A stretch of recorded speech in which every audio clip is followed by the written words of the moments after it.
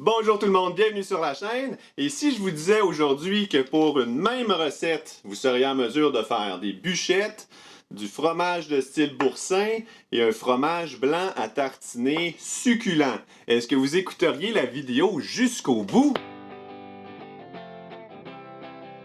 La première étape, comme pour toutes les recettes de fromage, c'est d'utiliser du matériel propre. J'ai fait bouillir tout ce qui pouvait l'être. Le lait que j'utilise pour la recette, c'est 4 litres de lait pasteurisé et homogénéisé. Vous pouvez utiliser pratiquement n'importe quelle sorte de lait pour cette recette, sauf le lait UHT, pasteurisé à ultra haute température.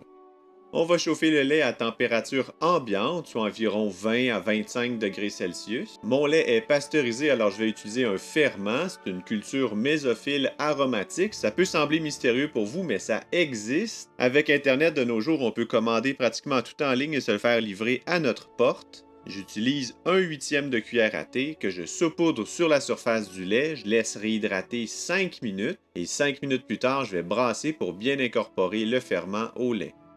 Pour coaguler le lait, je vais utiliser de la présure. On va en utiliser très peu pour cette recette, seulement 3 gouttes seront nécessaires. Je dilue mes gouttes de présure dans de l'eau non chlorée, environ un quart de tasse d'eau dans mon cas, mais vous pourriez utiliser beaucoup moins d'eau. L'idée, c'est juste de ne pas ajouter la présure directement dans le lait. On ajoute la présure et on brasse environ 1 minute. On va laisser notre chaudron ici à température ambiante durant 12 à 18 heures jusqu'à ce que le lait se détache des bords du chaudron. À cette étape, nous allons drainer le lait à travers un coton fromage que je place au-dessus d'une passoire avec un chaudron en dessous. Je le louche ainsi à la cuillère trouée. Si vous n'avez pas de cuillère trouée, une cuillère normale fera parfaitement l'affaire. On laisse drainer ici de 12 à 24 heures. Plus vous attendrez longtemps et plus votre fromage sera sec et facile à travailler, surtout si vous prévoyez le former en forme de bûchette, comme c'est mon cas. Ça fait maintenant 24 heures que notre fromage est en train de drainer. J'ai mis un couvercle par-dessus pour ne pas que de la poussière tombe sur notre fromage. Wow! Si vous avez jamais senti l'odeur d'un fromage comme ça qui est en train de maturer, je dirais que c'est dans la même catégorie que l'odeur d'un pain qu'on est en train de faire cuire dans le four. Vraiment, c'est une odeur qui est magique. Essayez ça au moins une fois dans votre vie, ne serait-ce que pour sentir ça, c'est merveilleux. Comme on peut voir, ça n'égoutte pratiquement plus. C'est une consistance que j'aime bien. On va voir, ça se tartine bien, puis c'est facile à former quand même. Ce n'est pas trop humide. Donc, mes mains sont propres en tout temps lorsque je touche au fromage. On va venir l'enlever de son coton fromage. Donc, ça, c'est pour notre fromage. Je vous montre la quantité de petit lait qu'on a réussi à extraire du fromage. Ce petit lait, vous pouvez l'utiliser, bien entendu. Ne le jetez pas pour rien. Vous pouvez l'utiliser dans vos recettes de pain, de crêpes. Il y a plusieurs utilités au petit lait. Je vais probablement faire une vidéo plus tard sur cette question. Mais par contre, avec un petit lait comme ça, qui provient d'un fromage à la crème, on ne pourra pas faire de ricotta. Il est trop acide. Avec le temps, les cultures bactériennes vont avoir beaucoup acidifié le petit lait et vous ne pourrez pas en tirer d'autres fromages.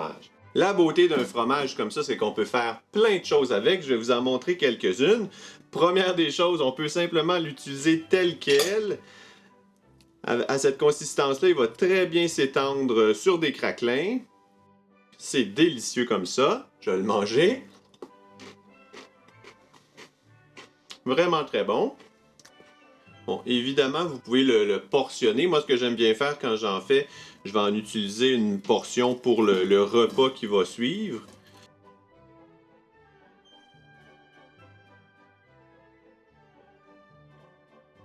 Autre méthode très intéressante aussi, on va faire des petites bûchettes avec. Alors, j'utilise un tapis d'égouttage qui va me permettre de le rouler. C'est un tapis, des fois ça peut être difficile si vous cherchez un tapis d'égouttage à fromage, mais si vous cherchez avec pour mot-clé tapis pour faire des sushis, vous allez avoir plus de choix, vous allez voir. On met notre tapis d'égouttage, on met un coton fromage par-dessus, et puis la quantité, à peu près la boule comme la grosseur d'un poing environ.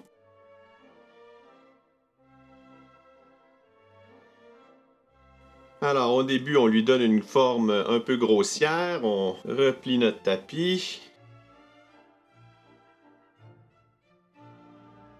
Et pour que ce soit possible de le former en bûchette, il faut que le fromage ait assez drainé. Si c'est trop liquide, vous allez avoir beaucoup de difficultés. Donc là, j'ai atteint une bonne consistance. Pressez-le, ça va le faire fuir vers les côtés et ensuite vous le taperez sur les côtés puis ça va vous donner une belle forme, vous allez voir.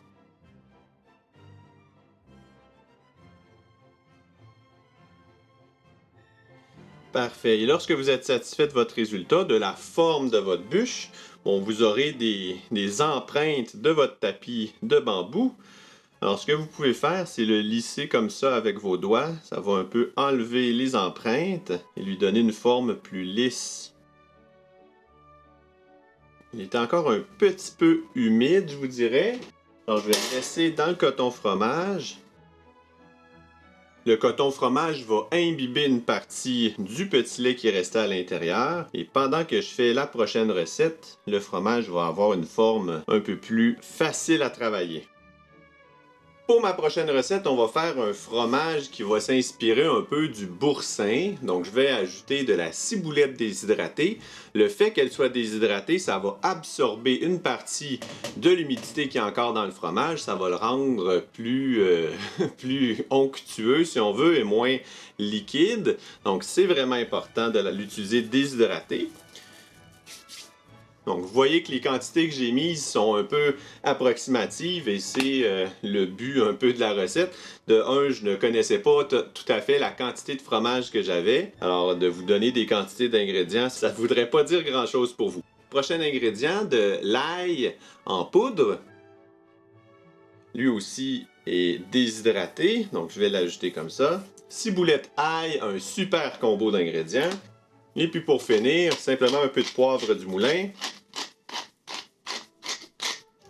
Tout aussi simple que ça pour faire notre merveilleux fromage d'inspiration boursin. Oh, ça sent vraiment bon. Ce fromage va se conserver environ une semaine. Donc ce que je fais, je vais le mettre en portions individuelles dans des petits pots ramequins comme ça. Je vais mettre un plastique par-dessus pour le conserver. Et lorsque vient le temps d'un repas, je n'ai qu'à sortir un pot et c'est déjà tout prêt. Retournons voir notre petite bûchette. On va la dérouler.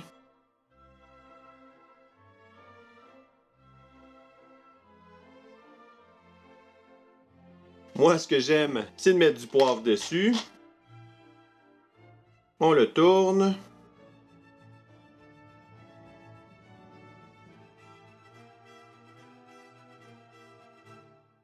Et voilà, une recette de fromage et 3 déclinaisons. Vous allez certainement pouvoir faire plaisir à toute votre famille. Essayez la recette, puis dites-moi comment ça s'est passé dans les commentaires. Si, comme moi, faire du fromage à la maison vous intéresse, je vous mets 2 liens vidéo juste ici. Cliquez, on se retrouve de l'autre côté. Je suis certain que vous allez apprendre quelque chose de nouveau. D'ici là, tout le monde, prenez soin de vous et à la prochaine. Bye bye!